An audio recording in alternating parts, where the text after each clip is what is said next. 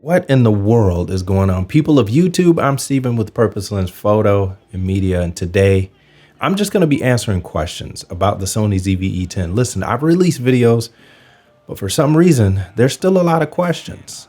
So I'm going to answer those questions. I don't have a problem with that because I used to be that way in school. The teacher would teach something and then I'll raise my hand and say, could you repeat that? So I don't mind repeating it, but this video is going to be completely dedicated to the questions that I've seen on my channel and on other places. So I'm not even going to read the names. I'm just going to get right into it and we're just going to go. So one person asked, does this have SLog in relation to the Sony ZV E10?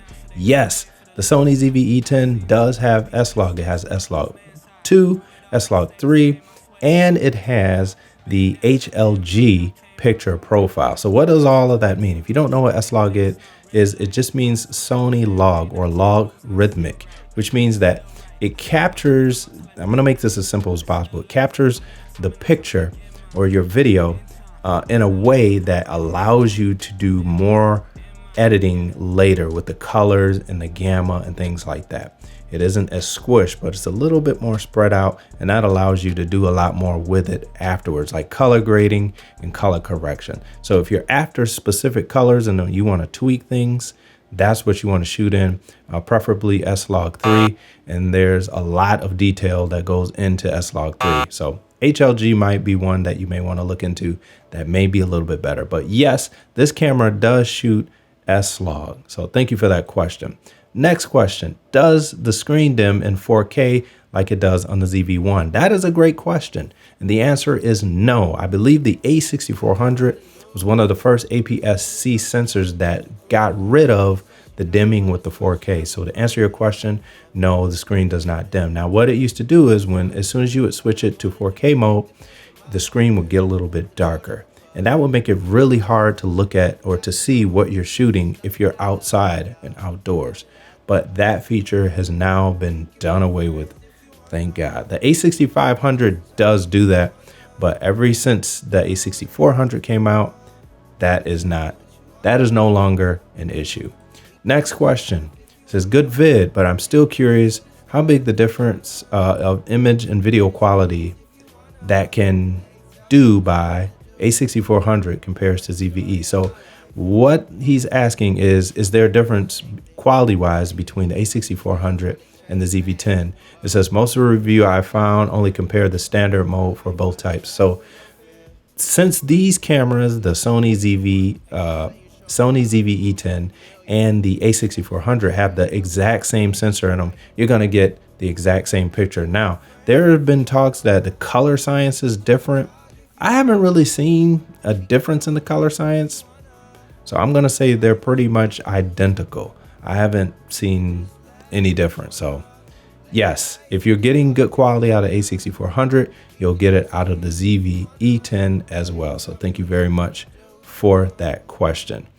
Next question or next comment. He says, please more videos about the Sony ZV E10 Bro. Here we go. This is another video about the Sony ZV E10. Thank you for that. We've already made one happy person. Next one.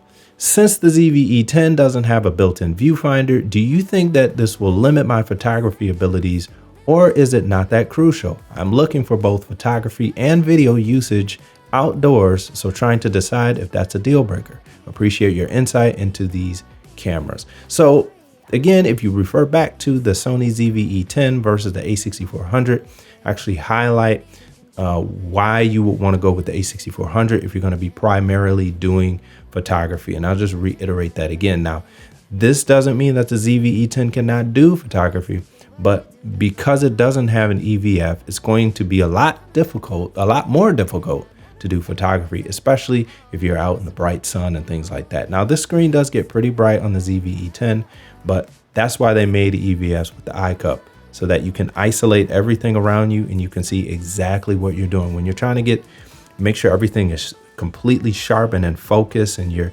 looking at the composition of everything, you want to make sure everything is perfect. And EVF or electronic viewfinder is going to be the best thing for that. So again, if you're going to be doing photos mostly, I recommend the Sony A6400 because of the EVF.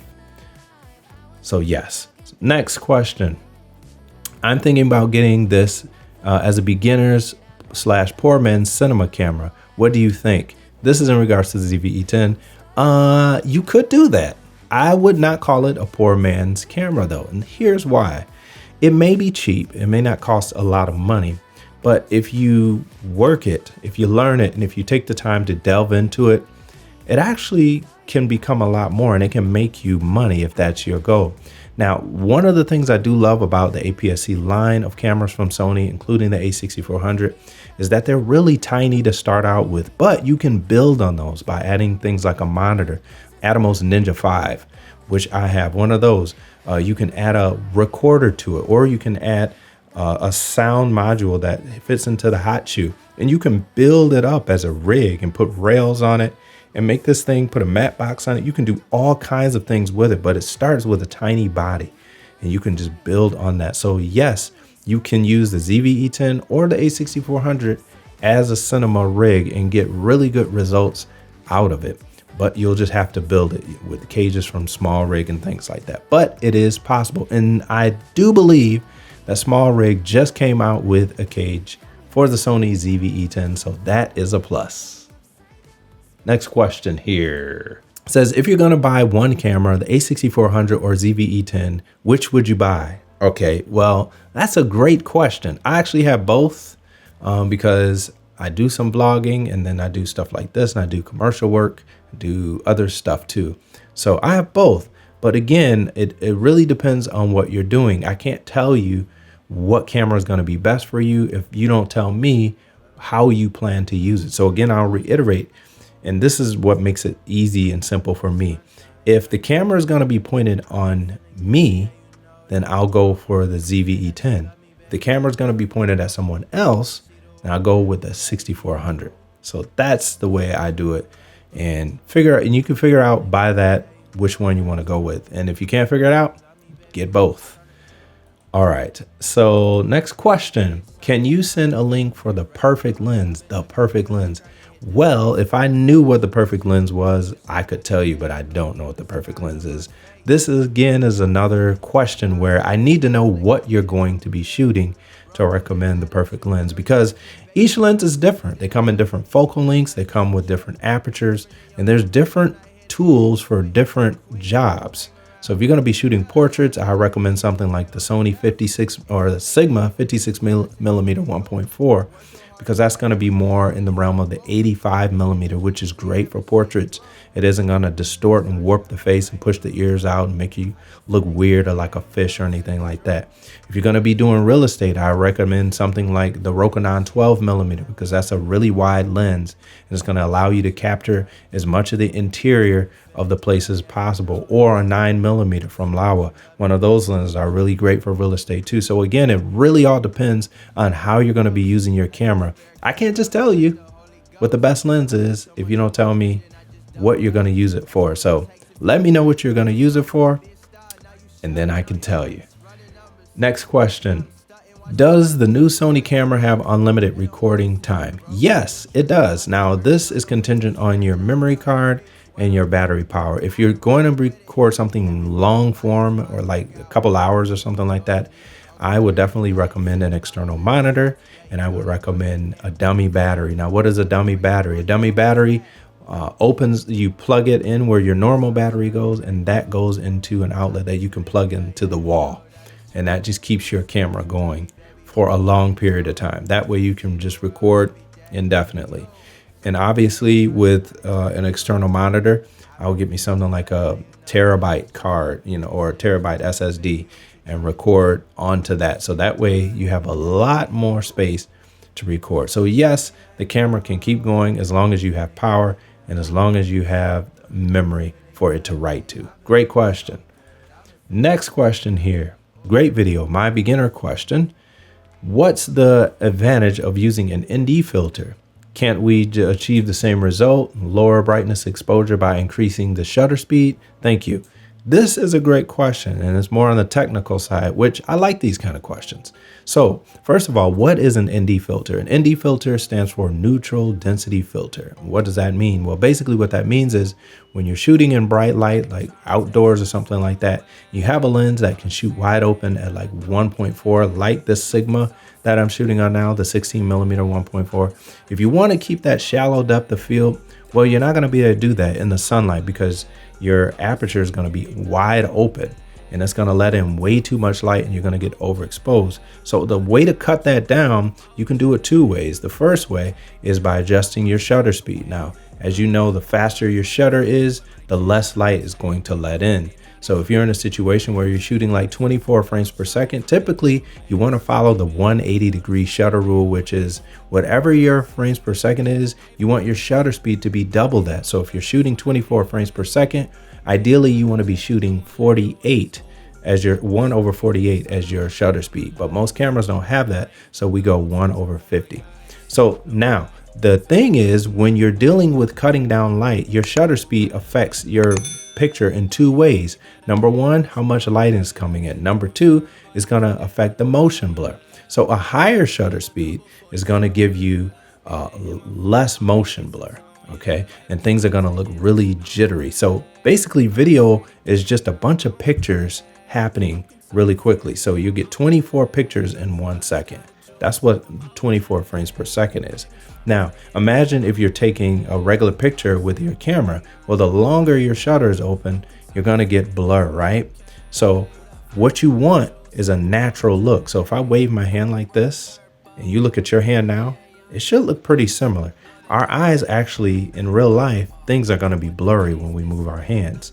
So when you set your shutter speed correctly, it should look similar to what real life looks like. But now when you start to just crank up that shutter speed, then it's going to look really, really jittery and things aren't going to look good. Think like Born Identity and things like that in the fight scenes where things look really just gritty and jittery. That's what's going to happen when you crank your shutter speed up. So the best way to get less light in your camera and maintain that natural motion blur is using an ND filter. ND filter cuts down on all the light that's coming in the camera, and it allows you to keep your shutter speed and your frames per second within spec. So you can maintain that 180-degree shutter rule. You can still shoot at 24 frames per second and your shutter speed can be 1/50. And by dialing in your ND, you're cutting down on that light and that allows you to maintain that. So that is the difference. Is if you want to keep the motion blur looking natural, then you want to go with an ND. If you don't care about that, then just use your shutter speed. But I would recommend going with an ND because it's going to look a lot better, in my opinion. It's going to look more natural. Also, with these cameras, the max shutter is going to be 1/4000. So I think some of the full frame cameras can go higher than that.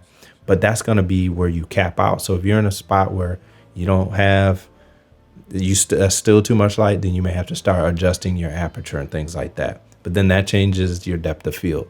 So I would just recommend getting an ND filter. Great question. Now, I'm also thinking about starting a Facebook group. If that's something you're interested in, let me know below because I will do that.